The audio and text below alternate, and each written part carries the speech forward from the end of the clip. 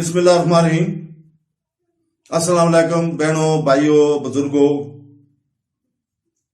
آج ہم حضرت امیر معاویہ کی فتویٰ کے بارے میں بیان کر رہے ہیں۔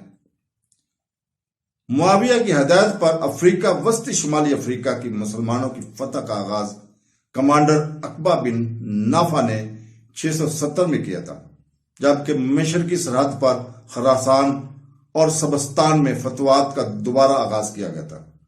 امویوں نے مسلمانوں کی فتوحات کو جاری رکھا، افریقہ، سندھ، مغرب اور ہسپانیہ کو فتح کیا۔ اپنی سب سے بڑی حد تک اموی خلافت نے 11 کروڑ 1 لاکھ پر محیط تھا، کلومیٹر پر محیط تھا، جو اسے رقبے کے لحاظ سے گنا جاتا ہے۔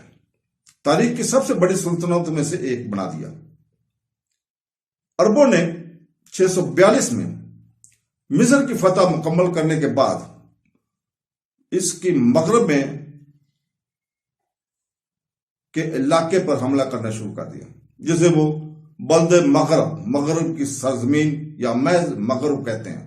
705 میں یہ خطہ مسلم سلطنت کا ایک صوبہ بن گیا۔ پھر دمشق سے اموی خلفاء 750 تک 661 سے 750 تک کی حکومت تھی۔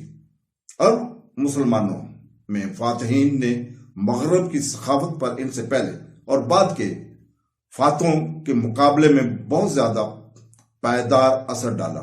11ویں صدی میں تک برابر اسلامز ہو چکے تھے اور جزوی طور پر عرب بھی ہو چکے تھے۔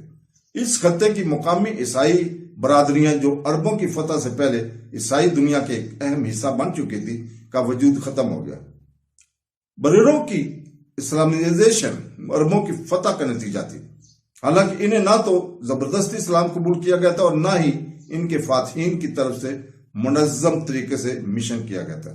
بڑی حد تک چونکہ اس کی تعلیمات ایک نظریہ بن گئی جس کے ذریعے بریروں نے خلیفہ کے خلاف اپنی بغاوت اور خلیفہ کے اختیارات کو مسترد کرنے والے حکمرانوں کی حمایت دونوں کے جائز قرار دیا۔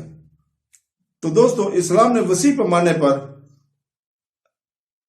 یہ حاصل کی اور ان شدید آزاد لوگوں میں سے تیزی سے پھیل گیا۔ مصر کے مغرب میں عرب حملے پہلے تو موجودہ لیبیا میں کے علاقے پر مرکوز تھے۔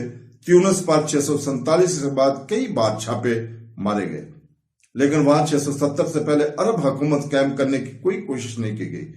مسلم رہنماؤں کے درمیان تنازعات، خاص طور پر 656 میں تیسرے خلیفہ عثمان بن عفان کی شہادت کے بعد اس میں رکاوٹ پیدا ہوئی۔